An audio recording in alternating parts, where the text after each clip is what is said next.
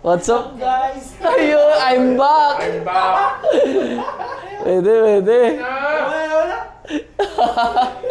Namimiss ka ng iba, Gagi. Namimiss ka, talaga may naghanap sa'yo.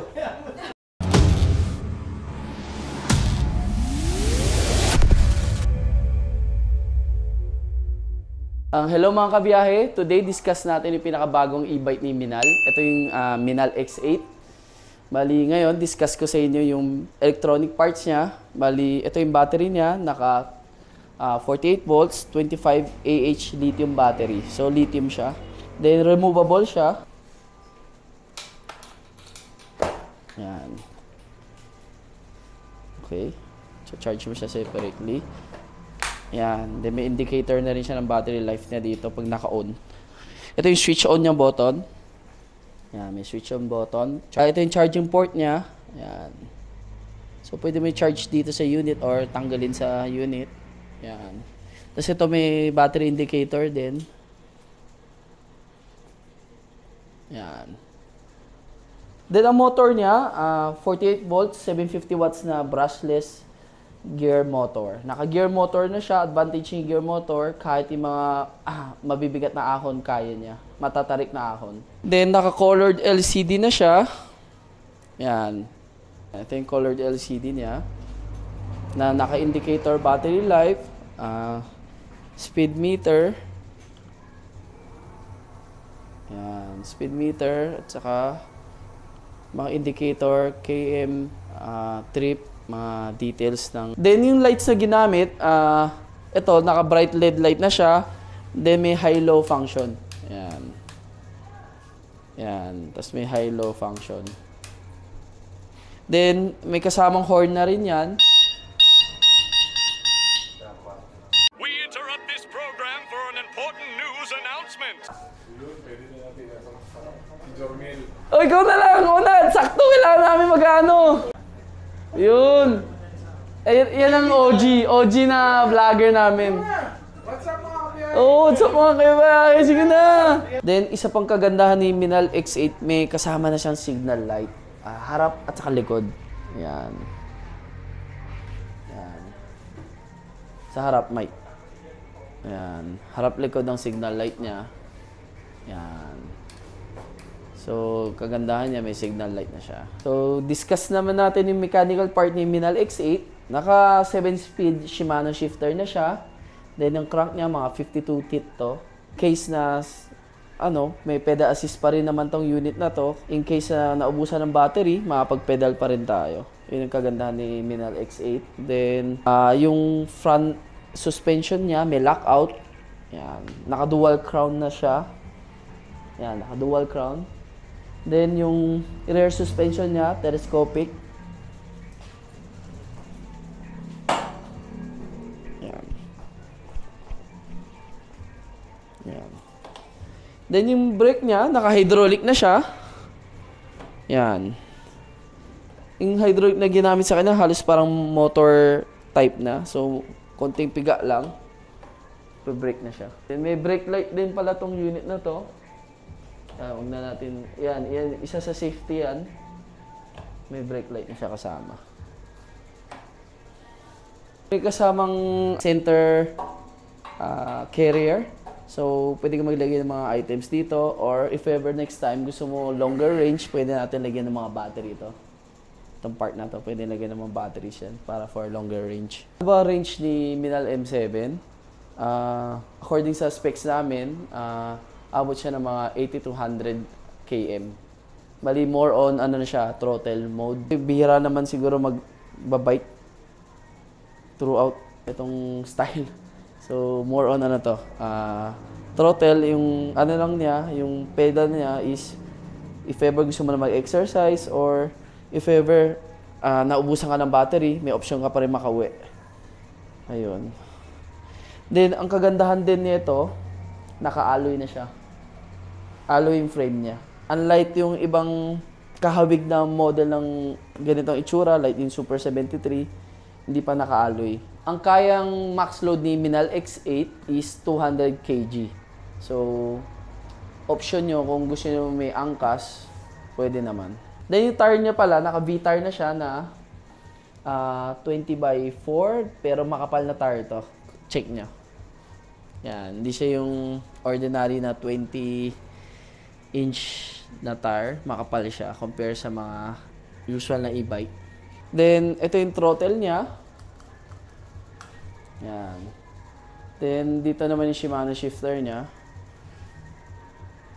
Yan. Ngayon, testing natin yung throttle mode. Yan, naka 1 tayo. Check natin.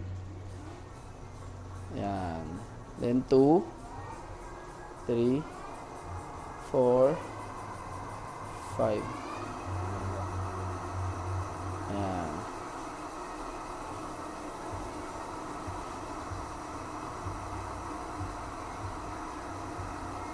Yan, almost 50 kph. Speed pala ng mostly mga e-bike naman depende yan sa rider load at saka road condition naman. So, hindi mo expect na paahon ka, tatakbo ka ng 50. So, mostly, sa aratsadahan, pwede tayong umabot ng mga 45 to 50. Ganun usually. So, later, pwede natin i-test ride tong unit na to para makita niyo yung performance ni Minal X8.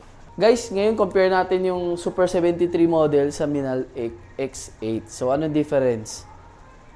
Una, mapapansin ko yung ilaw. Mas maganda yung ilaw ni Minal X8 kasi naka-LED light na siya. Then, may high and low beam. Then, next, yung suspension. Pansin ko dito sa suspension na to, wala siyang lockout. Then, ito, may lockout to. So, may advantage. Next, yung rear suspension naman, ito naka-telescopic na. Yung sa Super 73, naka-spring type. So, may another difference yan. Itong model pala na Super 73, currently nasa shop namin sa VIMNL, ina-upgrade namin to dual hub. Kaya, check mo yung harap, may hub na rin. So, modification na to. Then, another difference, yung main difference, yung frame. Si Minal X8, naka-alloy. Si Super 73, matetest natin siya. Ito, magnet to. So, una, test ko yung handlebar. Yan, bakal yan. Yan. Same lang naman dito, bakal. Pero pagdating sa frame, you know, sa frame ng Super 73, bakal. Yan, no? Dito sa frame natin. Pati yung center carrier ni alloy. Ayan. Another difference ng Super 73 model na to, naka 400 watts, ito 750. So, itetest natin itong speed na to para makita nyo. Ito yung LCD niya. Ayan. Ayan. Para naka-limit siya. Actually, I think kailangan mas mabilis pa, pero mukhang naka-limit to. Another difference is yung tire. Sobrang ganda ng tire ginamit ni X8. Parang na siya, pang heavy duty. I-compare mo sa ordinary na tire na gamit ni Super 73. Yun, isa pa is, itong Super 73, walang signal light, harap likod. Itong Minal X8 natin meron. So, maraming other features na meron si Minal X8 na wala sa Super 73. So, if ever, nag-compare kayo ng price, makita nyo naman yung difference in speed, in power, at saka yung mga parts na ginamit. So, ayun guys, at least may idea kayo na anong pinagkaiba ni Super 73 sa Minal X8. So, ang price ni Minal X8, ngayon, naka-discounted siya na 90,000. So, worth it naman to dahil malaki na yung battery, malakas yung motor, then full suspension. Ayun. And then, complete features na siya. May signal light, may brake light. So, talagang sulit siya sa money. Then, later, guys, ite-test ride natin to para makita niyo yung performance. Guys, bali, ite-test ride na natin si Minal X8. Bali, try natin yung speed niya 1 to 5, from throttle 1 to 5. Ayun. Tapos, papakita ko rin yung pagpe-pedal assist niya. So, tara, samahan niyo ako. Guys, bali start na. Bali ngayon, mag-start with pedal, sa 1 speed. Ayun, throttle lang ako para matry ko siya. Ayan. Sa throttle 1, nakita ko mga 15 kmh lang tayo. Yan. So, try natin sa throttle 2 muna.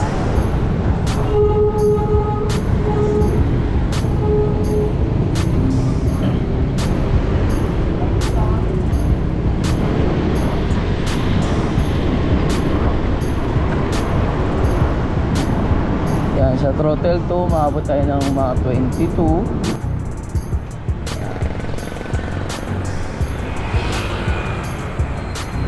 Try natin throttle 3.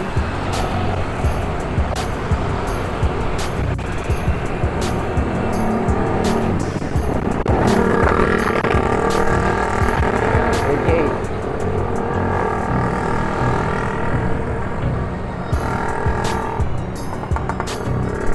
Kita ng bridge. Sa throttle ano tayo, 3. Try natin sa bridge kung kaya niya. Yan, try ko lakasan. Yan, kaya natin umahon without pedal assist kahit sa bridge.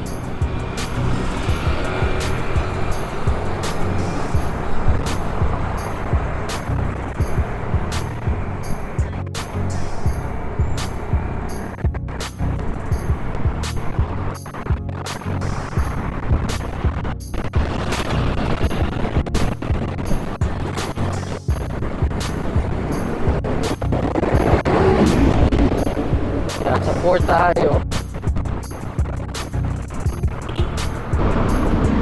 Kaya umabot tayo mga 35 sa speed.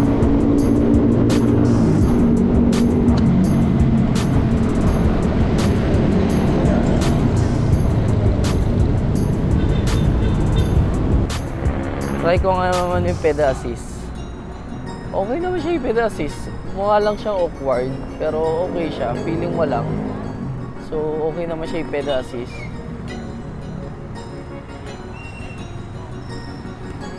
Tinetest natin tong unit, naka 60% battery pa lang siya. So far, nakita natin sa throttle 4, nasa 36 kph. So ngayon, tatry ko yung throttle 5. Ayun, tapos tinatry din naman natin mag-pedal assist, okay naman siya. Kala lang natin medyo mahirap, pero okay pala siya pa sa actual. Okay din siya i-pedal. Ayun, game. Yan, sis.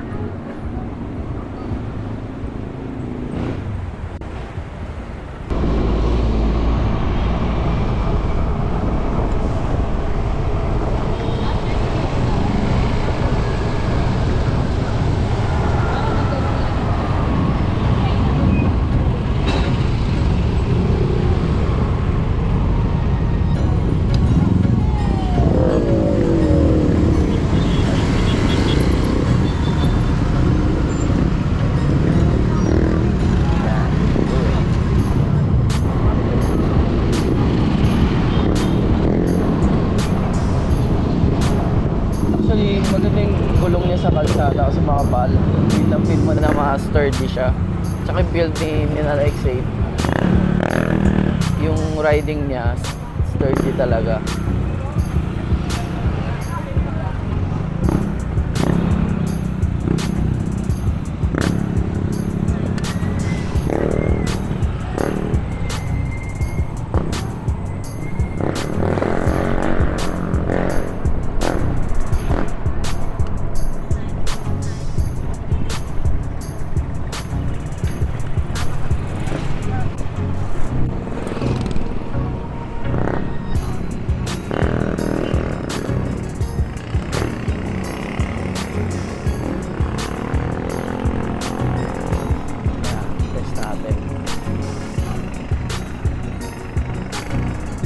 Okay siya, sarap i-ride.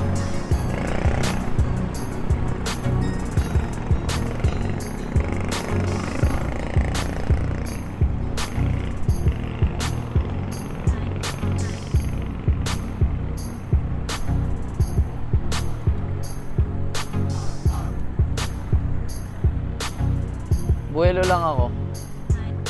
Game.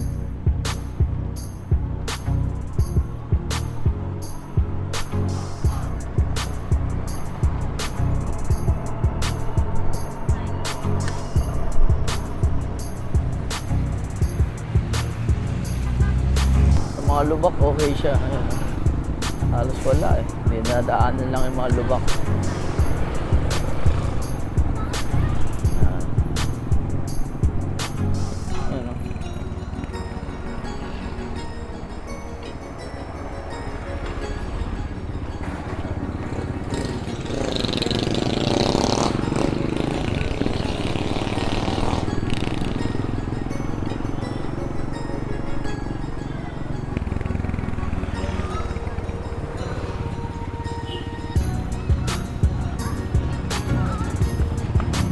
Oo.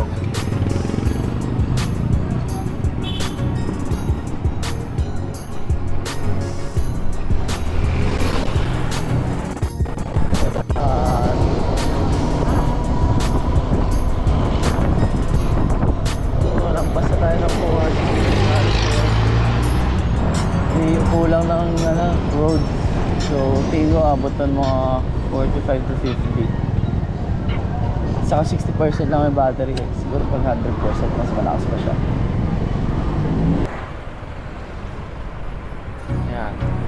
Halos wala eh. Oh. Dinaanan na natin yung relays. Parang wala lang. Hindi masakit sa puwet. Hindi rin masakit sa likod. Hindi rin masakit sa kamay. So, masasabi ko okay talaga itong Pedal XC. Kahit sa off-road, okay siya.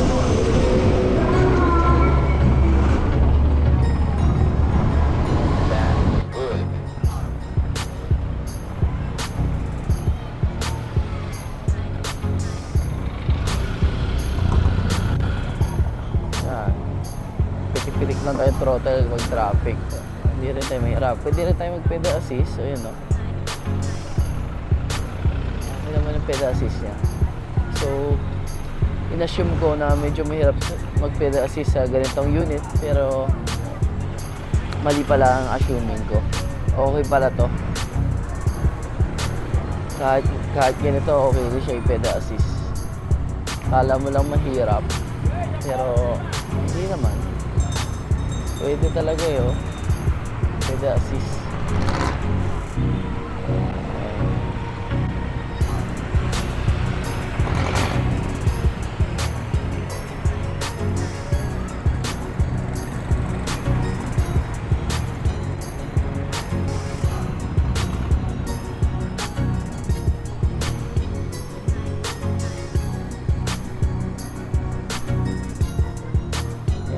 Pwede assist tayo.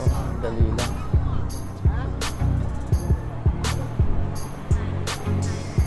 Lakas ng pedal assist din. Depende rin yung pedal assist na sa level ng ano niya, ng throttle.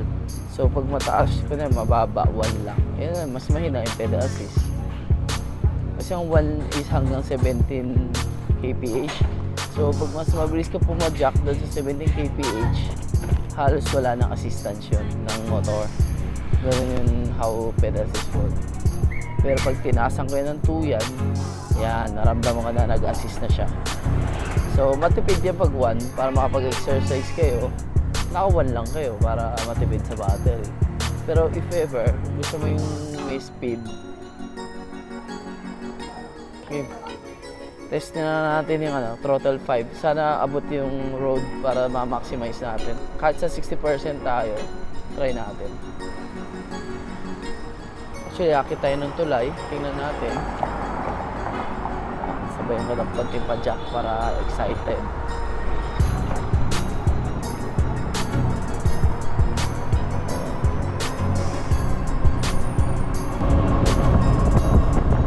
Oo, makita tayo ng tulay. Tumatakbo pa tayo ng 40 plus, oh.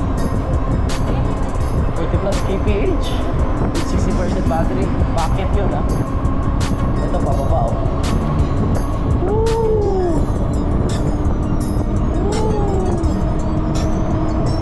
Bilis. Umabot tayo 48.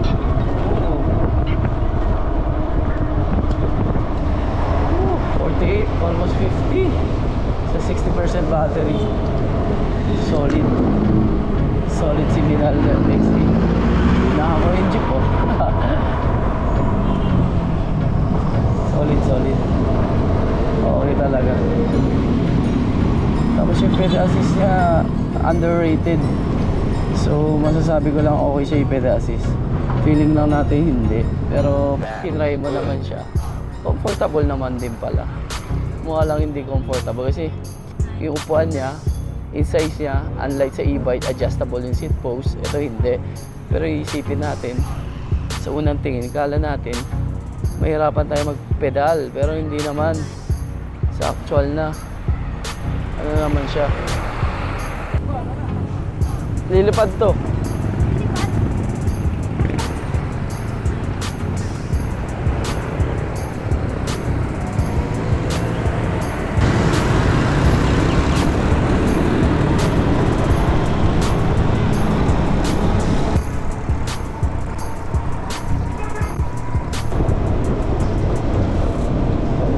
Stable.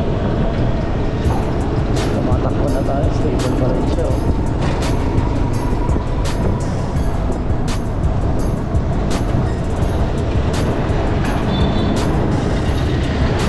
Ganda rin ang kapit ng tires niya.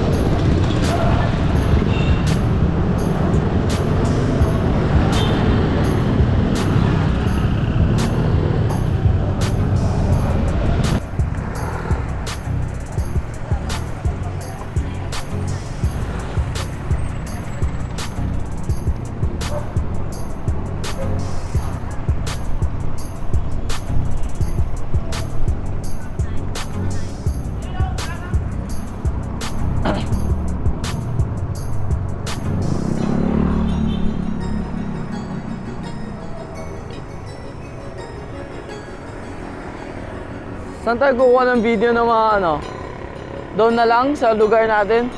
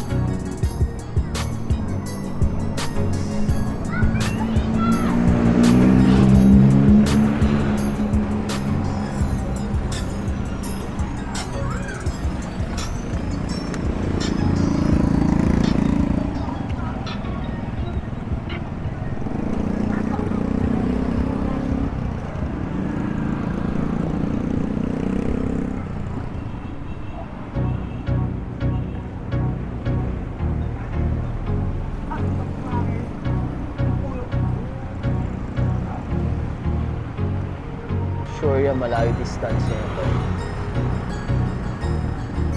Tsaka may pedal assist siya, so in case talagang ma-stack up kayo or may nangyari sa unit, may option pa rin kayo, pedal siya pa uwi, diba? Kahit medyo mabigat, may shifter naman siya up to 7 speed, so may advantage ang shifter at least pag nagpe-pedal kayo.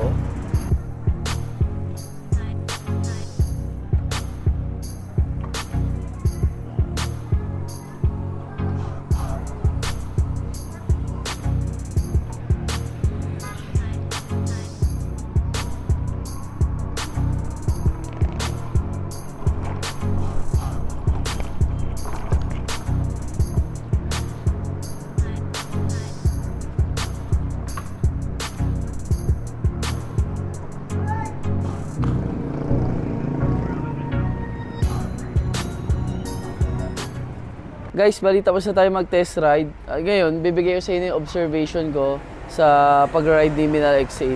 So far, una, akala ko may hirapan ako mag-pedal assist with this kind of bike. Pero in the reality, kanina, nag-test tayo. Nakita ko, okay naman siya i-test, i-pedal assist ride. So advantage din na makapag-exercise tayo using this bike sa pedal assist. So, meron pa rin naman siyang shifter na 7-speed. So, kahit sabihin natin may time na maubusan kayo tayong battery or nagka-problema yung unit, at least meron tayong option na i-pedal siya pa uwi. So, advantage ng Minal X8 na to. Then, for the throttle, nakita naman natin yung speed ng 1 to 5. So, pinakamabilis yung 5. So far, with 60% battery, na-test ko siya, umabot siya ng mga almost 50. So,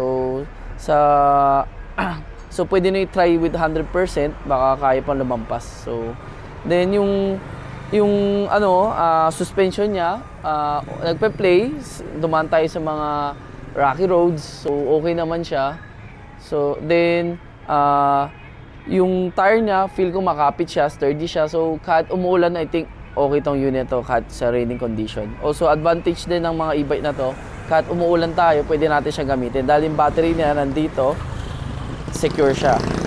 Then, ayun, malakas din yung ilaw niya. Hindi ko lang napakita kanina kasi maaraw pa ngayon. At least pwede natin i-open. Yan, malakas yung ilaw niya.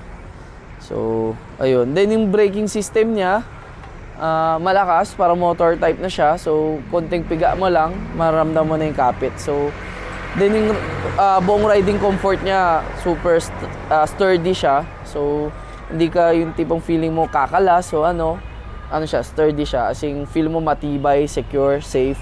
Yun yung masasabi ko. Then, ayun, may kasamang tail light na to. Also, brake light.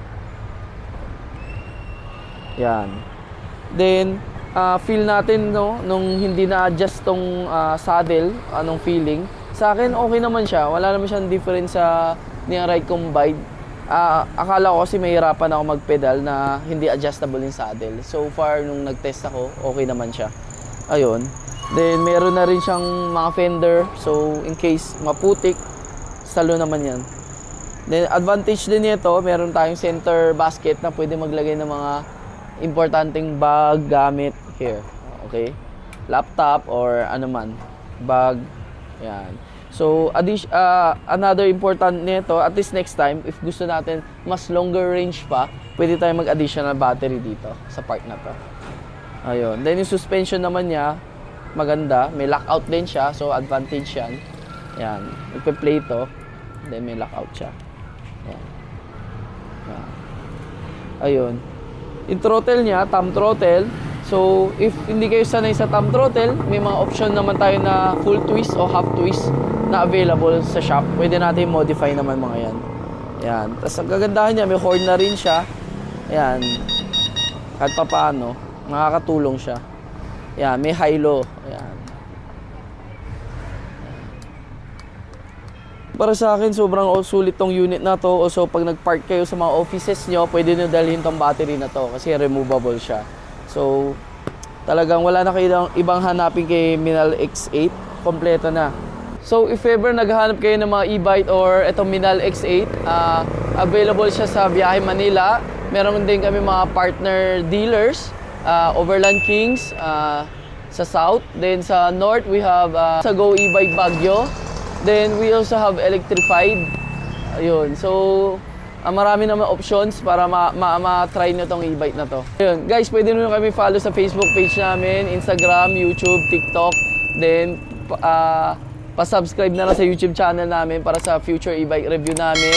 Pag nagustuhan nyo tong video, pwede kayo mag-comment or may mga question kayo, mag-reply naman kami. May good news ako sa inyo.